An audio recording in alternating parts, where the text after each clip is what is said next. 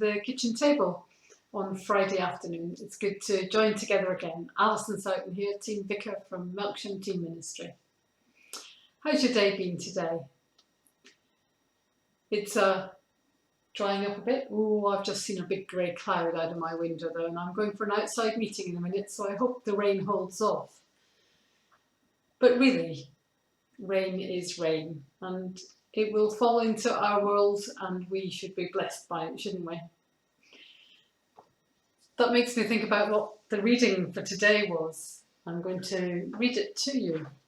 I'm reading from the New Living Translation, and it's from Matthew's Gospel, chapter 6. It says, "Don't store up treasures on earth. Moths and rust can destroy them, and thieves can break in and steal them. Instead, store up your treasures in heaven, where moths and rust cannot destroy them, and thieves cannot break in and steal them. Your heart will always be where your treasure is. Your eyes are like a window of your body. When they are good, you have all the light you need. But when your eyes are bad, everything is dark. If the light inside you is dark, you are in the dark." That was this morning's reading, and it made me think about two things really. The first thing was, over this period of lockdown and with COVID in our world, have your treasures changed? Where are your priorities? What things truly matter to you most? What have you become more acutely aware of that really is the thing that fills your heart? I think for lots of us, we've been in a world that's been busy and full, and all of a sudden we're in a world that's slowed down. And with the distance between us, literally and emotionally, it has been a very difficult change of step. For lots of us, I think it's made us realise the things that really do matter, and that's those we love. It's about our relationships. And for lots of us, our hearts have been heavy when we haven't been able to see the people that we really care about, whether it's friends or family, perhaps children or grandchildren. Those are perhaps your treasures that you maybe took for granted before. Maybe a phone call to mum was something that you would make when you had time. And now maybe a phone call to mum is something you make because you really want to make that connection. Whatever you have found your treasures to be, our reading today invites us to recognise that the true treasures in life are about more than things. I've been amazed, I have to say, really amazed by the queues or the pictures of queues. First of all, I think the one for IKEA just left me speechless. I don't think there's anything in IKEA that I'd want to queue that long for. But people are queuing to shop because they've missed that experience of gathering stuff. Some people have got an itch in their fingers to go and spend because they haven't been able to do it for a while. Maybe they have on the keyboard, but it's not the same as being in the midst of stuff and wanting to gather more. If you're one of those people who loves to shop and likes to gather things, then I hope that maybe over the time you've had in lockdown where that's not been quite so easy, maybe you've thought about the other things that really do make a difference in your life. Jesus invites us to understand that if we find our treasure in him, then we will always have that wealth and joy and experience something that is truly important to us all the way through our lives and into eternity.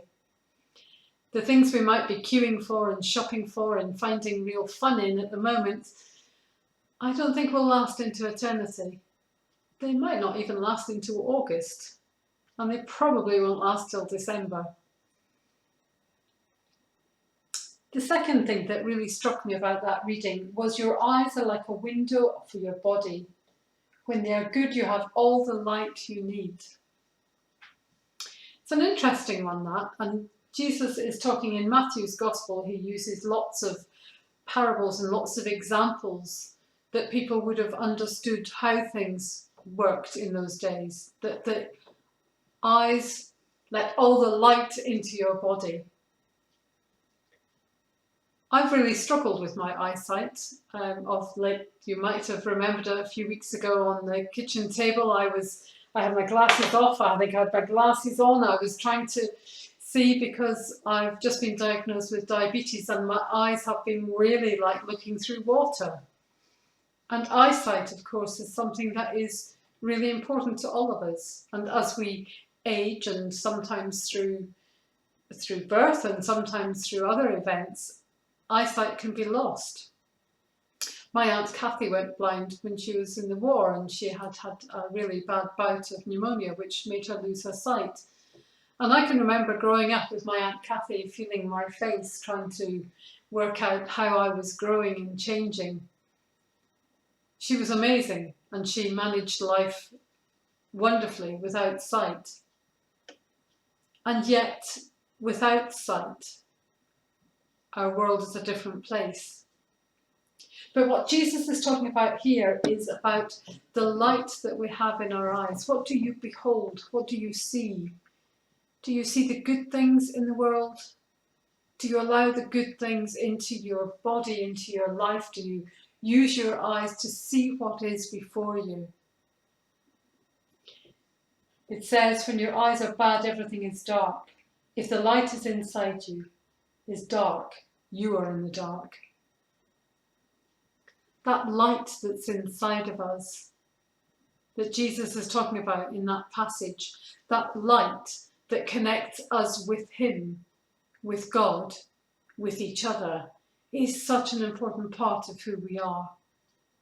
How we reflect that light, how we see that light through our eyes and through the eyes of other people is so important. So 2 things in the one little passage, just a short passage, but making us think about the things that are important. And for me, that's not the stuff that we surround ourselves with, but it's how I feel inside.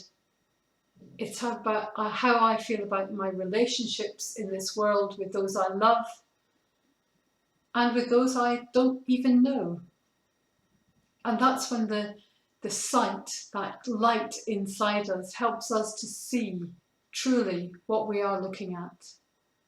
When we look through the light of Jesus, when we see out of our eyes whether they're working or whether they're not, we see the truth of people.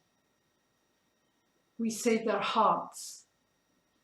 And when we really connect with each other, that's when our world is transformed. When we love enough to step forward into that space that might be really difficult, might be really painful. When we love each other enough to care, to ask. When we love each other enough to do something that makes a difference. That's the light that cannot be quenched. And that's what Jesus is talking about in that passage.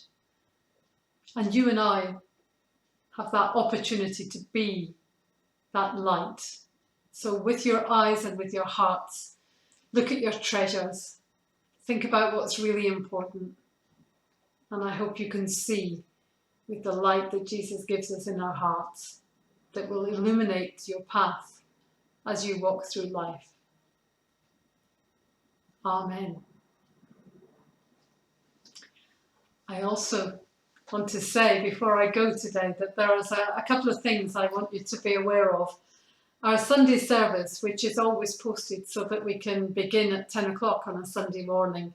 I know some of you nip in a bit earlier than that and some are much later, but the 10 o'clock service is always followed in our churches by coffee and cake. And this Sunday is Father's Day.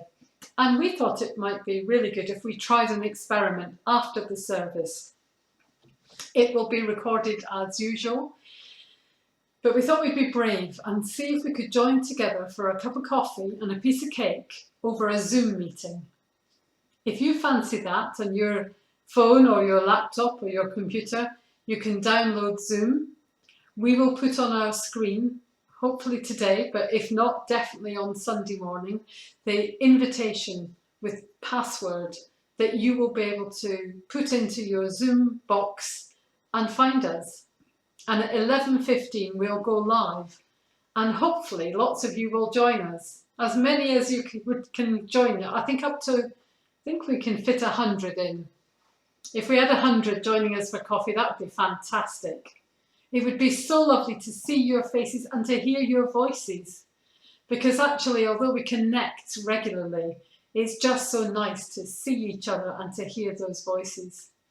So maybe have a practice. Think about how you're going to get on if you're not Zoomers. Of course, you're probably all absolutely brilliant at it by now because it's been used a lot in lockdown. But do join us on Sunday at 11:15 and we'll see what happens. Nothing ventured, nothing gained, they say. So that's the first thing. The second thing is for you to put in your diaries that St Andrew's Church, who are famous, of course, for their cream teas in the summer, thought we would have a cream tea with a difference. And we've got bakers at the ready, and we will put together boxes of cream teas with a tea bag in it, all tied up with a nice bow, and we will deliver them to your door. £5 each as a fundraiser for St Andrew's Church. You'll need to email Nettie or ring Margaret to book them. We'll need to know before the Wednesday before so we can bake and shop appropriately. But it would be really good for us all to sit together on that Sunday afternoon, July the 26th, and think about each other as we enjoy a cream tea, hopefully in the sunshine of the garden, but maybe in the comfort of our homes. And we remember the friendships and the laughter that goes with that. So that's the next thing. And I've also got a thought about another fundraising event, a sponsored walk. We were going to be doing this outside a supermarket, but of course that's been cancelled.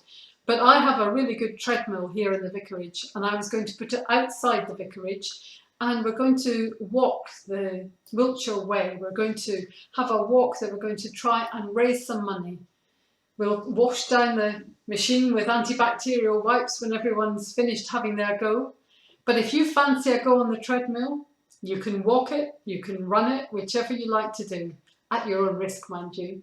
But we'll have buckets and money to be collected if you'd like to walk round past the vicarage. There'll be probably a cup of tea and a piece of cake around somewhere, and just come and have a distanced smile and a joke.